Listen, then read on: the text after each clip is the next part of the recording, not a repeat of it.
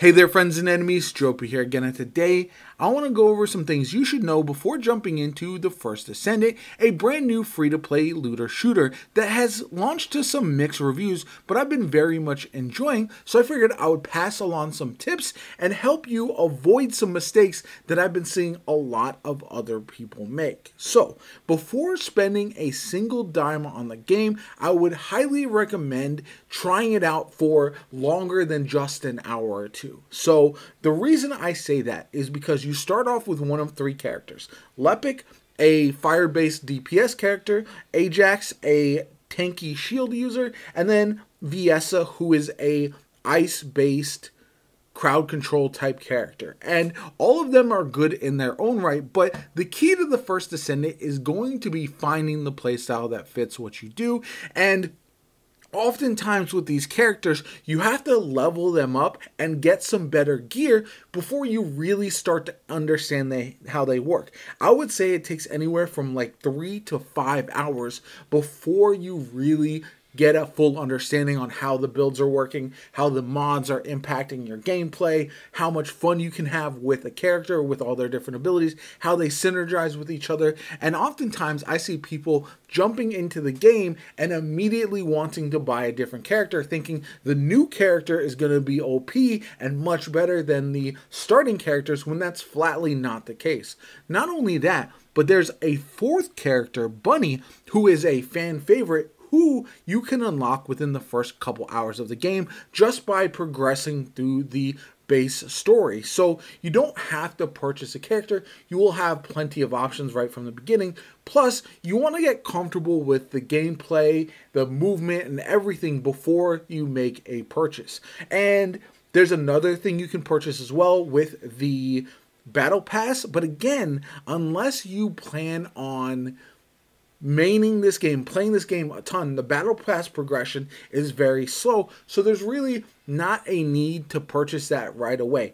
Take some time, try to enjoy the game first, and if you are having fun, that might be when you can spend some money. Now, moving on, I also want to talk about your weapons, because there is a desire to immediately upgrade and enhance your best weapons right away. You might get the Battle Pass and get an ultimate weapon. There's another ultimate weapon, the Thunder Cage, which synergizes very well with Bunny, that is available to craft early in the game. But you're not going to want to continuously infuse this and upgrade it to your current level, because until you get towards the maximum level, you are just gaining new items so quickly that you're going to have to continuously use all your materials for that infusion, and it just doesn't make sense. You're better off swapping your gear, trying new stuff, and continuously changing up what you're doing. And then once you settle down, once you're not getting higher gear consistently, that's when you want to infuse it and use your ultimate weapons.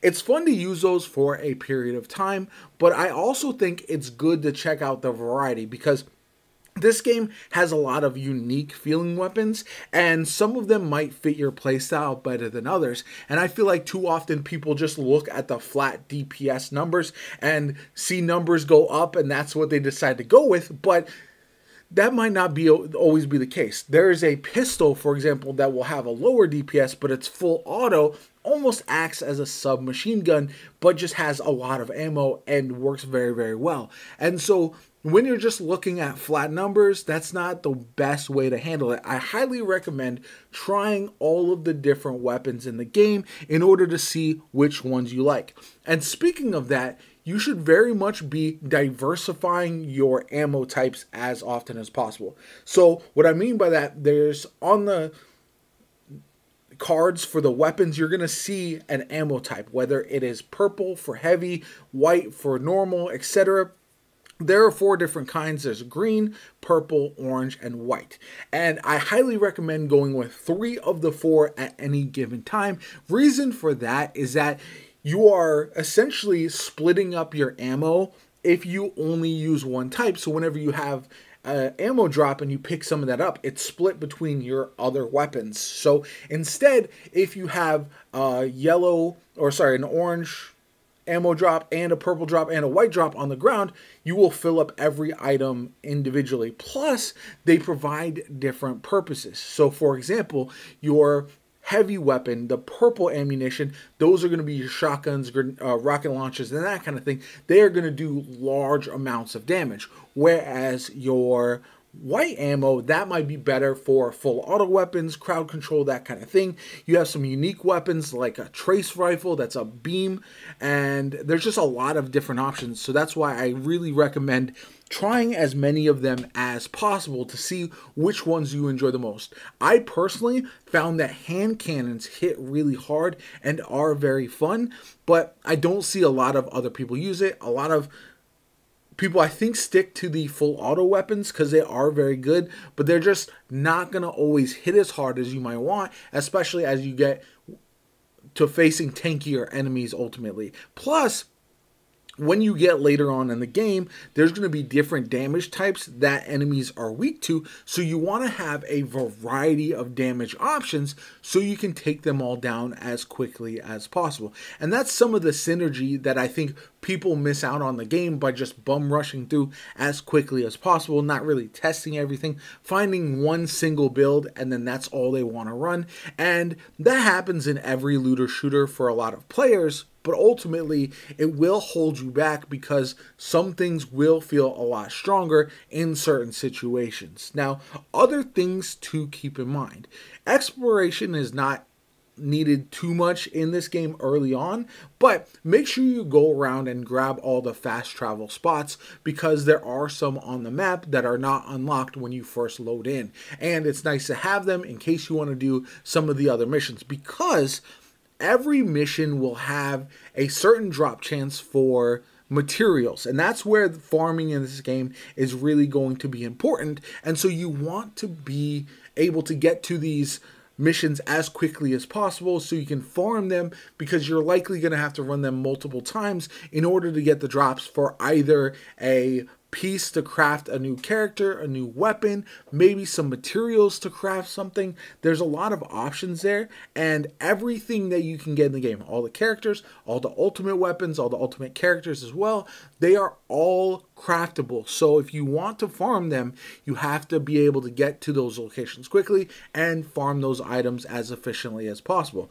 Speaking of which, I also put out a video earlier yesterday where I showed off a mission where you can level your alternate characters quickly. And that's important as well because you're going to see against certain of the boss fights, the Void Intercept battles, and certain of the dungeons that you might need to run a different character from your main because you are doing a defense mission where you got to control a certain point, and running Bunny isn't as efficient. You're struggling a little bit because you're trying to run around, but you're not able to capture the zone like an Ajax would or something of that nature. So I recommend having multiple characters leveled, trying them out. Like I said, you'll have at least 2 unlocked within the first couple hours of the game. So that's why I really think that you should be having both of them leveled to a certain reasonable degree.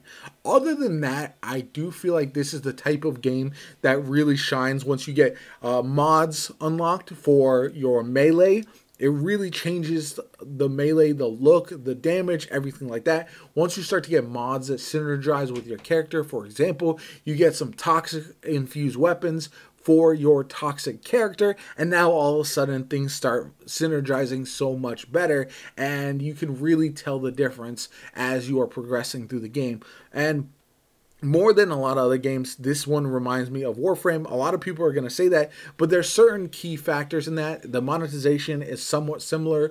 The way the game starts to shine as you unlock more mods, more characters, more weapons, just like in Warframe. Same thing for other looter shooters like Destiny, but it just seems to synergize a little bit more with Warframe. It's purely PvE, so the monetization concerns, pay to win, I don't think they hold water because everything is earnable. You're paying for convenience more than paying to win.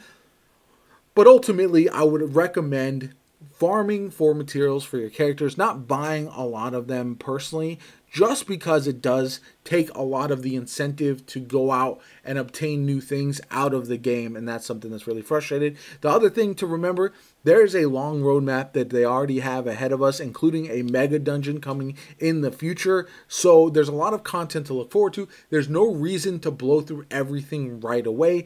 Take your time, try to enjoy it as much as possible, and get ready for hopefully a long-term vision with all the content. The developers have been really good throughout the different betas and updates in continuously adding new content, making changes that help out the community, show them that show us that they are listening, and all that kind of good stuff. Anyway, if you enjoyed the video, hit the like button. If you want to see more content of the First Descendant on the channel, like the video, subscribe, all that kind of good stuff. My name is Jopa. Have a good one. I'll catch you all later.